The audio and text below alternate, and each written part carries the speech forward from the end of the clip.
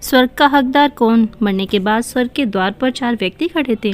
इन 4 व्यक्तियों में से पहला राजा था, दूसरा एक बिजनेसमैन था, तीसरा पंडित था और चौथा एक आम आदमी मजदूर था।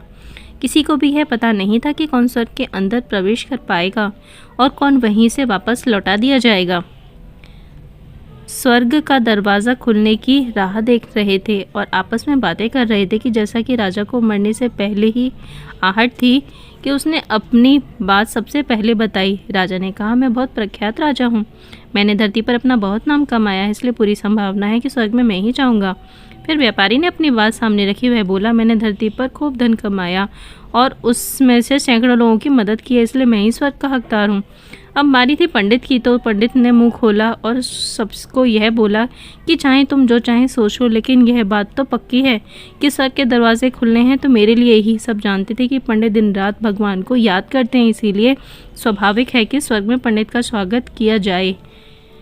जब सबने अपना अपना पक्ष रख दिया, तब सबकी नज़र उस मजदूर पर थी जो चुपचाप अपनी नज़रें नीचे झुकाकर बिना कुछ बोले वहीं पर खड़ा हुआ था। स्वर्ग का दरवाज़ा खुल गया और वहाँ पर एक देवदूत आकर रुका। देवदूत के हाथों में एक पुस्तक थी जिसमें इन सभी के कर्मों के बारे में लिखा हुआ था। देवदूत ने सबसे पहले राजा को अपने पास बुलाया और उसको पूछा, तुम बताओ, तुमने अपने जीवन में क्या क्या अच्छे कर्म किए हैं? मैं उन्हें इस पुस्तक में देखकर फैसला करूंगा कि तुम अंदर आने देना है या नहीं। राजा ने कहा, मेरा राज्य जितना बड़ा था उतना ही समृद्ध था और मेरे राज्य के सभी लोग खुशहाल थे, सभी बड़े आनंद से रहते थे।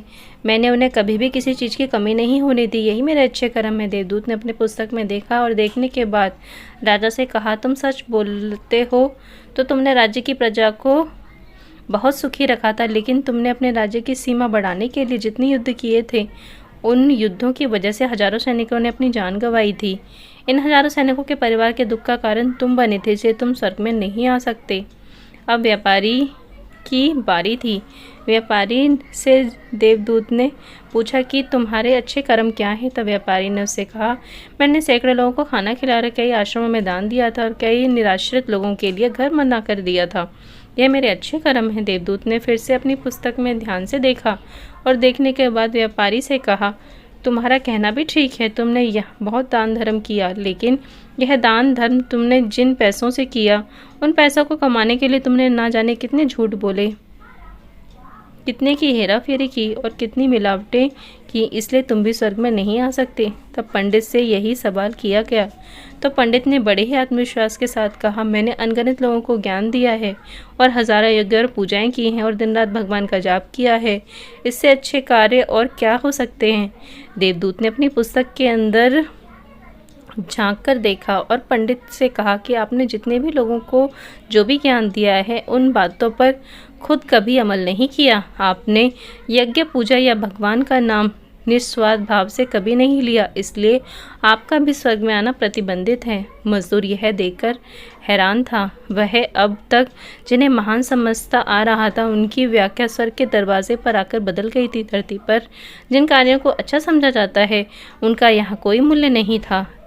यमदूत ने जब वो मजदूर को अपने पास बुलाया और उससे पहले कि वह उससे अच्छे कर्मों के बारे में पूछता, मजदूर बोल पड़ा, प्रभु, मैं जानता हूँ कि मैं भी स्वर्ग में आने के लायक नहीं हूँ, लेकिन मैं फिर भी एक बार बाहर से ही स्वर्ग को झांक कर देखना चाहता हूँ। वह हमसे ज़्यादा मेरी कोई इच्छा है ही नहीं, क्योंकि ऐसी इच्छा पालने के लिए मैंने जीवन में कुछ भी नहीं किया। मैं पूरा दिन मेहनत करता था और जो भी पैसे कमाता था उन्हें अपने परिवार के पालन पोषण पर खर्च कर देता था, इसलिए दान धर्म के लिए कुछ बचा ही नहीं।